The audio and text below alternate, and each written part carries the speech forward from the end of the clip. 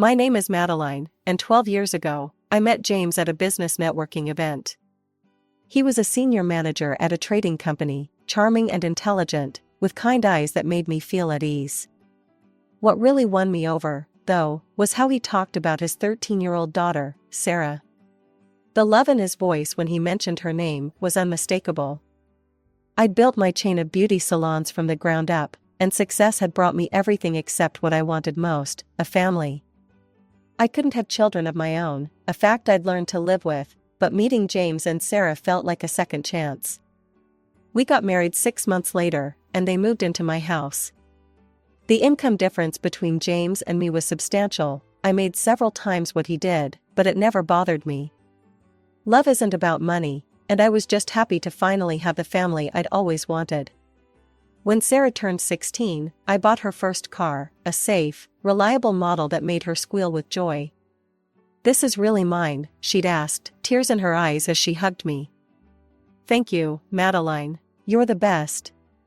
2 years later, when college acceptance letters started arriving, I didn't hesitate to offer to pay for her education.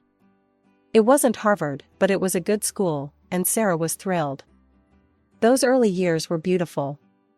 We were happy.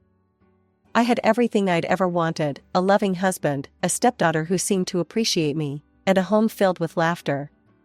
Sarah even stayed with us after college, saying she wanted to save money while starting her career. I'll never forget that spring evening when Sarah came home practically glowing with excitement. She'd been dating Michael for 2 years, and I knew him well, a decent young man who worked as a software engineer and treated her like a princess. Still, when she burst through the door waving her left hand with a diamond ring sparkling on it, I was genuinely surprised. "Dad, Madeline," he proposed, she squealed, bouncing on her toes like she was 16 again instead of 25. "We're getting married." James jumped up to hug her while I stood there grinning like an idiot. This was exactly the kind of family moment I'd always dreamed of having. Michael came over later that evening, and we opened a bottle of champagne I'd been saving for a special occasion. "I know this is a big ask," Sarah said, looking nervous as she played with her engagement ring. "But we've been looking at venues and everything, and—" "How much?" I asked, already reaching for my phone to check my accounts. "Well, with everything included, around 150,000, she said quietly, then rushed to add, "But of course, we don't expect—" "Done," I interrupted, smiling. "I'll set up an account tomorrow that you can access for all the wedding expenses." The look of relief and joy on her face made every penny worth it. "Really? Oh my God, Madeline, thank you so much." She threw her arms around me, and I hugged her back tightly, remembering that teenage girl who'd first welcomed me into her life. The next few weeks were a whirlwind of excitement. Sarah included me in everything at first. We'd sit at the kitchen table late into the night, looking at wedding magazines and Pinterest boards. She'd text me pictures of dresses she was considering and ask my opinion on color schemes. "What do you think about these flowers?" she'd ask, showing me photos of elaborate bouquets. "Too much? Not enough?" "I love the pink peonies," I'd say, and she'd make notes in her wedding planner. She found her dream dress, a stunning designer gown that cost more than my first car, and I didn't even blink at the price tag. The way her eyes lit up when she tried it on was worth every cent. The venue she chose was spectacular, an elegant historic hotel downtown with crystal chandeliers and marble floors. The menu she selected featured premium dishes that would impress any food critic. I transferred the money as promised, and Sarah dove into the planning with enthusiasm. But then, about 2 months into the planning, something shifted. The detailed updates became shorter, vaguer. Instead of our long planning sessions, she'd rush through dinner and disappear into her room or go to Michael's place. "How's the planning going?" I'd ask. "Fine," she'd reply, barely looking up from her phone. "Everything's on track." When I'd try to get more specific details, she'd give non-committal answers. "Oh, just finalizing some things." Or, "Don't worry, it's all under control."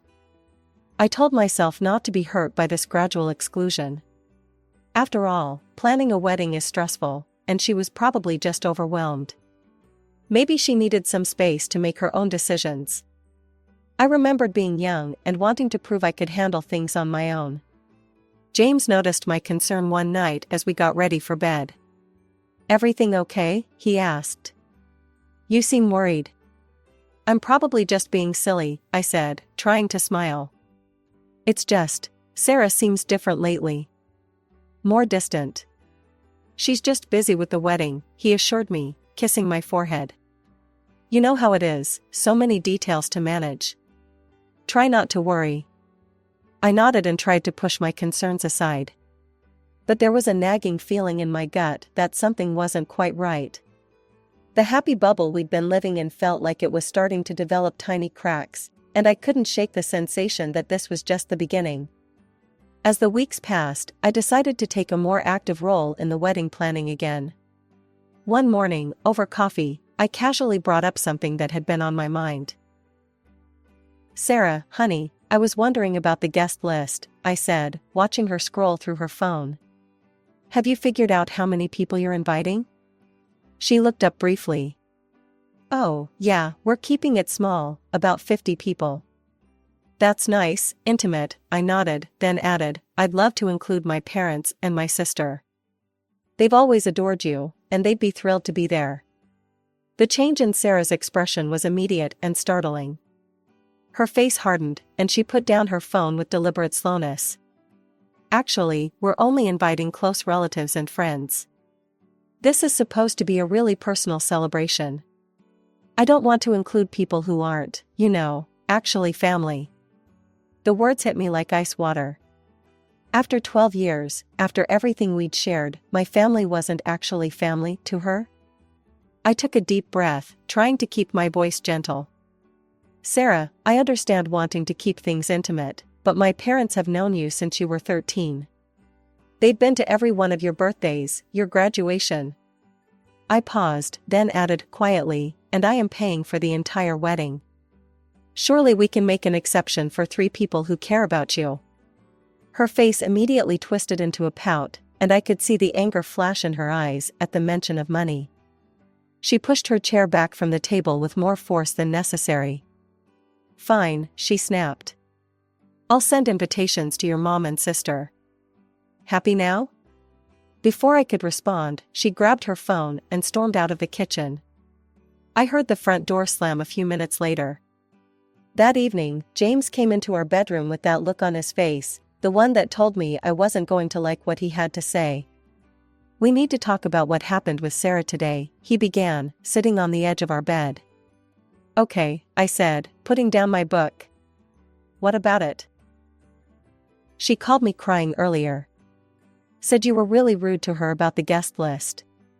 She's staying at Michael's tonight because she's so upset." I stared at him in disbelief. "Rude to her?" "James, she told me my family wasn't welcome at her wedding, a wedding I'm paying for, by the way. And I stayed completely calm when I talked to her about it." "I know, but maybe you could be a little more gentle with her," he suggested. "She's under a lot of stress with the wedding planning." I explained exactly what had happened, word for word, and I could see him processing it. He ran his hand through his hair, something he always did when he was troubled. "Okay," he finally said. "I see what you mean. I'll talk to her about it tomorrow." The next 2 weeks passed in an uneasy peace. Sarah had returned home and was acting as if nothing had happened, chattering about wedding details over breakfast and asking my opinion about centerpieces again. But something felt off, like the calm before a storm. Then came the bombshell at dinner. "So," Sarah said, pushing her pasta around her plate, "Mom found out about the wedding. She's back in town." I nearly choked on my wine. James's fork clattered against his plate. In 12 years, Sarah's mother, Linda, had barely been mentioned in our house. I knew the basics. She'd had a drinking problem, which led to the divorce, then moved to Arizona and essentially abandoned Sarah. No birthday cards, no Christmas calls, nothing. "She really wants to be involved in the wedding planning," Sarah continued, her voice bright with an enthusiasm I couldn't understand. "Actually, I invited her over for dinner this weekend." Here. My hand tightened around my wine glass.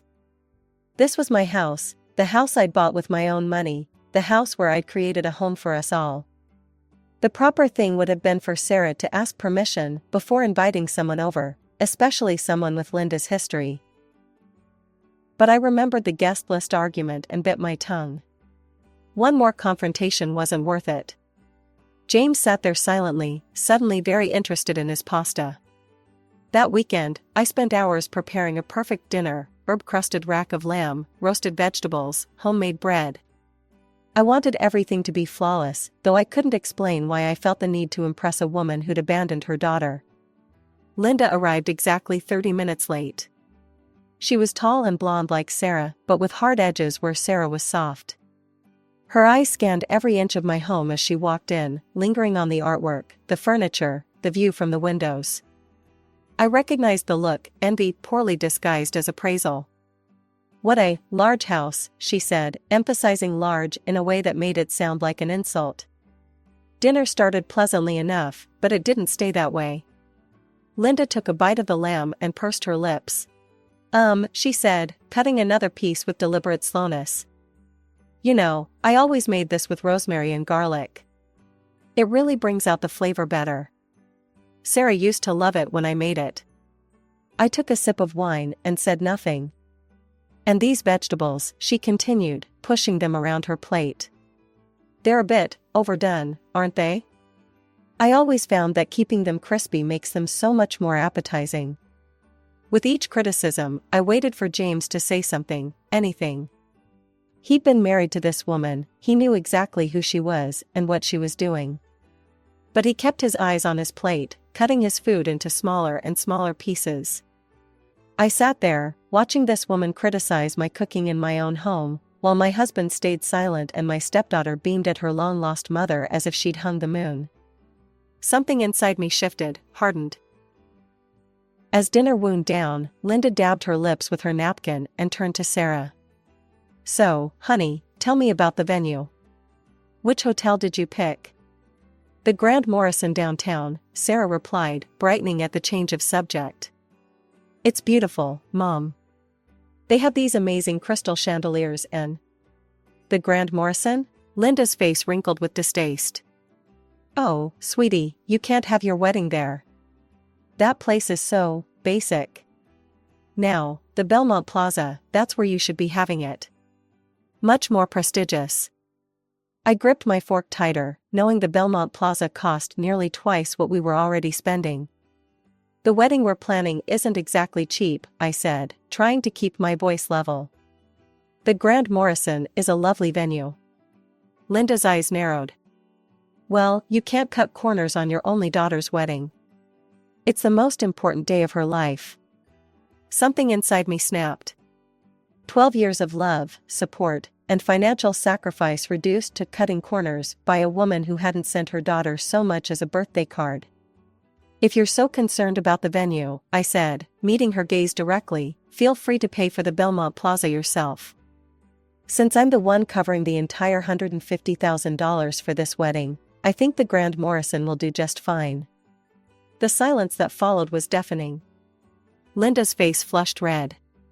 She stood up so quickly, her chair scraped against the floor. "I can see I'm not welcome here," she announced, grabbing her purse. "Sarah, call me tomorrow, honey." She stormed out, the front door slamming behind her. Sarah whirled on me, her face contorted with rage. "How dare you?" she screamed.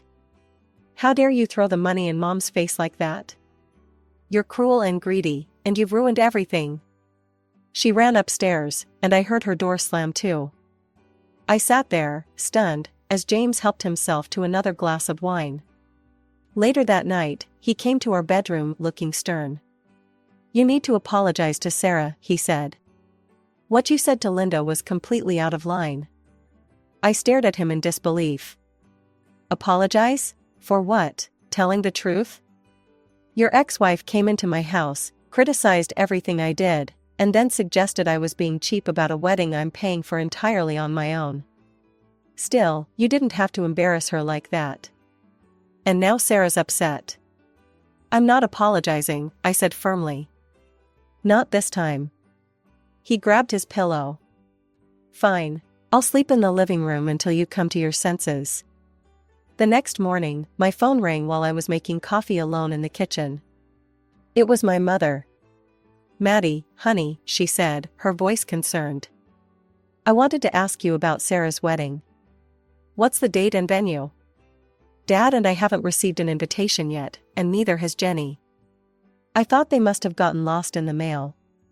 I sat at the kitchen counter for hours after my mother's call, my coffee going cold beside me. The morning sun crawled across the floor as I waited, my anger building with each passing minute. Around 11, I heard Sarah's key in the lock. She'd been out since breakfast, probably with Linda. "Sarah," I called out, my voice steady, despite the rage simmering inside me. "We need to talk." She walked into the kitchen, still wearing yesterday's clothes. "What is it?" she asked, not quite meeting my eyes. "I just got a call from my mother," I said, watching her face carefully. She was asking about the wedding invitations, the ones that apparently never arrived. Sarah's expression hardened, a look I'd never seen before crossing her face. She lifted her chin defiantly. "I'm not inviting them." "Excuse me?"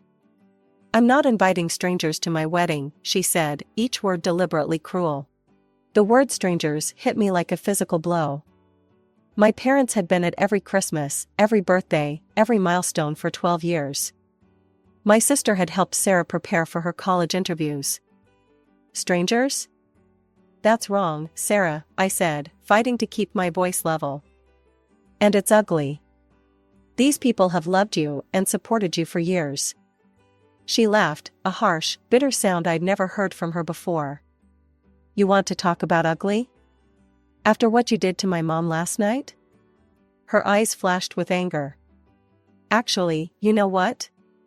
I don't want you at my wedding either." Time seemed to stop. The kitchen fell silent except for the quiet hum of the refrigerator. 12 years of love, support, and sacrifice reduced to this moment. "Let me make sure I understand," I said slowly. "You don't want me, the person paying for your entire wedding, to attend?" "That's right," she said, lifting her chin higher. I felt an odd sense of calm wash over me. All the hurt and anger of the past few weeks crystallized into perfect clarity. I smiled, which seemed to unnerve her slightly. "That's fine," I said, my voice pleasantly light. "I won't come to your wedding." Without another word, I walked upstairs to my home office. My hands didn't shake at all as I logged into my banking app and revoked Sarah's access to the wedding account. It took less than a minute, just a few clicks to end what had taken 12 years to build.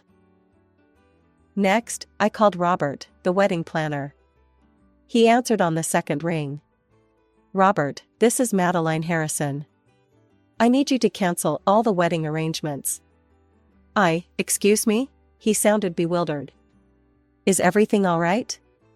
"No, it's not," I said honestly. "But it will be.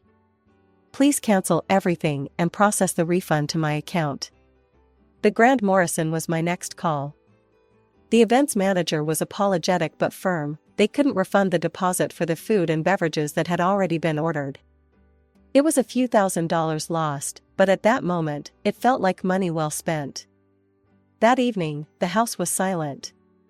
James was still sleeping in the living room. I could hear him shifting on the couch as I got ready for bed. As I lay there alone in the dark, I realized I didn't feel sad anymore. I felt free. The next morning, I took my time getting dressed. I chose my favorite blue silk blouse and pearl earrings, armor, for what I knew would be a difficult day. When I finally went downstairs for breakfast, the storm broke immediately. Sarah and James were already at the kitchen table, clearly waiting for me. The moment I appeared, Sarah leaped to her feet, her face red with fury. "What did you do?" she screamed. "How dare you cancel my wedding? How dare you block my access to the account? That money was for my wedding." I poured myself a cup of coffee, my hands steady.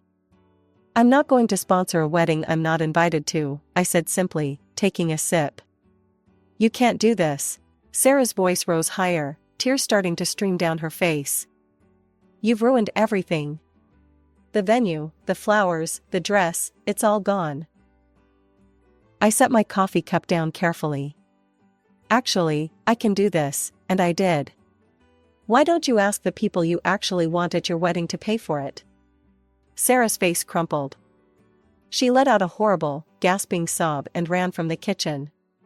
Her footsteps thundered up the stairs, followed by the slam of her bedroom door. James stood up slowly, his face dark with anger. Fix this, he growled. Right now. Call everyone back, reopen the account, and arrange everything again.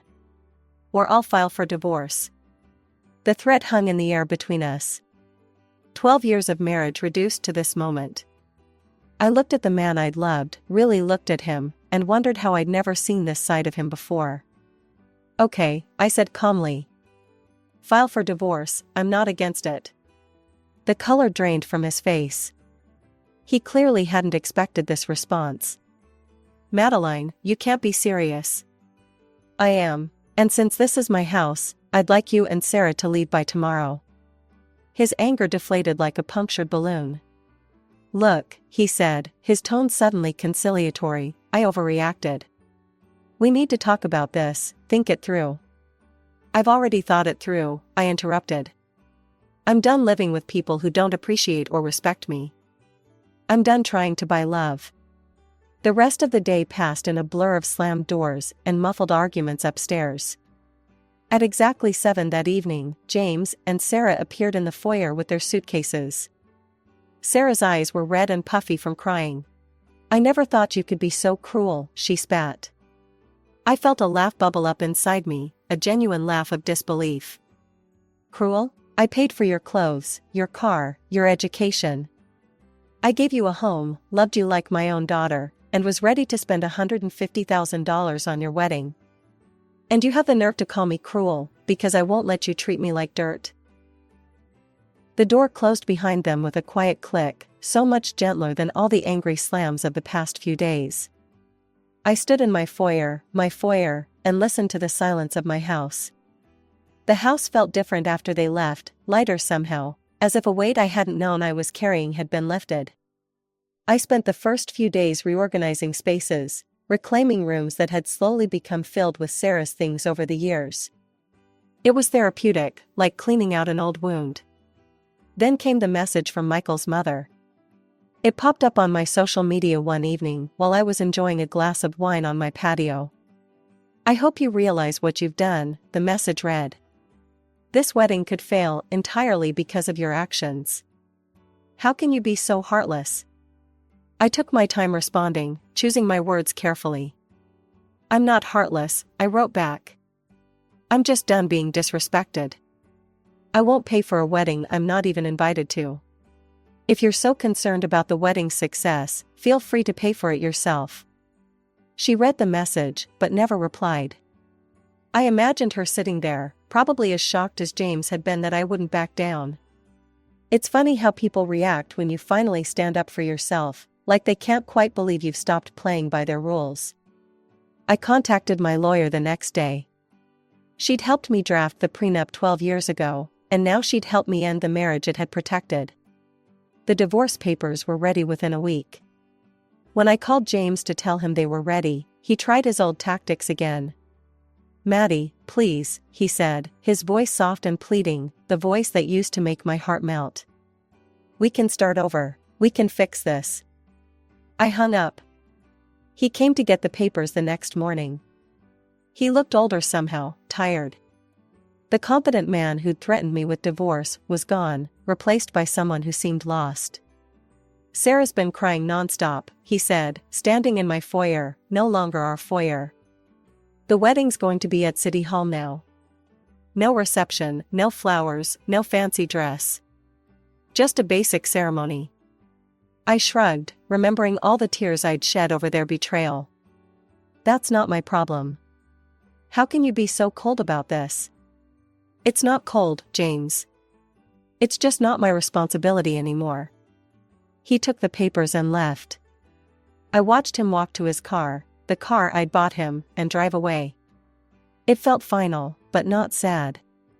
Just finished. The divorce was completed 2 months later.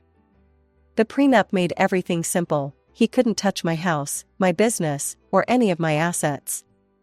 Sometimes I wondered if he'd ever really read that document, if he'd understood what it meant when he signed it 12 years ago. It didn't matter now.